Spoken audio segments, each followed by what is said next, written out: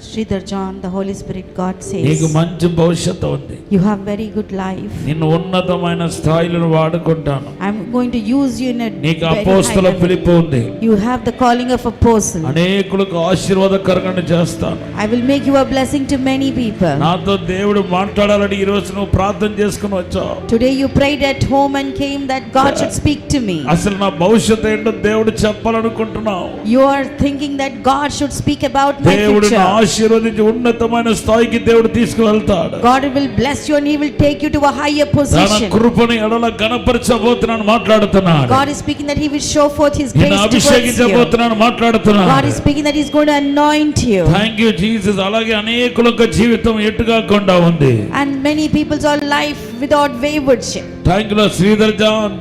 Sridhar John.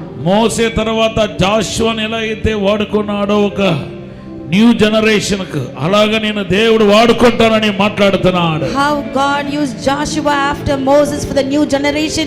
God is speaking today that he will use you like that. 1:3, 1:5, 1:9 దేవుడు వాగ్దానం చేస్తున్నాడు. God is promising you Joshua 1:3, 1:5 and 1:9. అధైర్యపడవద్దు. Do not be disheartened. కొన్ని రోజులుగా నీ హృదయంలో కలవరం ఉంది. Since some days there is lot of agony in your నీ heart. హృదయంలో తెలియని బాధ ఆవరించుంది. There is unknown fear and pain in your నా heart. భవిష్యత్తు క్వశ్చన్ మార్క్ గా ఉంది. My future is like a question mark. నేను ఎవరికి చెప్పుకుంటాను? To whom shall I share this? ఎవరు నాకు కరెక్ట్ అయిన ఆన్సర్ ఇస్తారు Who will give me a correct answer? అని నువ్వు దిగులు పడుతా ఉన్నావు. You are worried this way. దేవుడు నీ హృదయాన్ని చూచాడు ఈ రోజు. God has seen your heart నిన్ను దేవుడు today. ధైర్యపరుస్తున్నాడు. God is making you బలపరుస్తున్నాడు. bold. He is strengthening ఒక you. పౌలు వలె, Like a Paul, ఒక మోసే వలె like Moses. థాంక్యులను దేవుడు వాడుకుంటాడు. God will use you. అభిషేకిస్తాడు. He will anoint you. అనేక మందికి ఆశీర్వాదకరంగా దేవుడు He will నిలబెడతాడు. make you a blessing to so many people.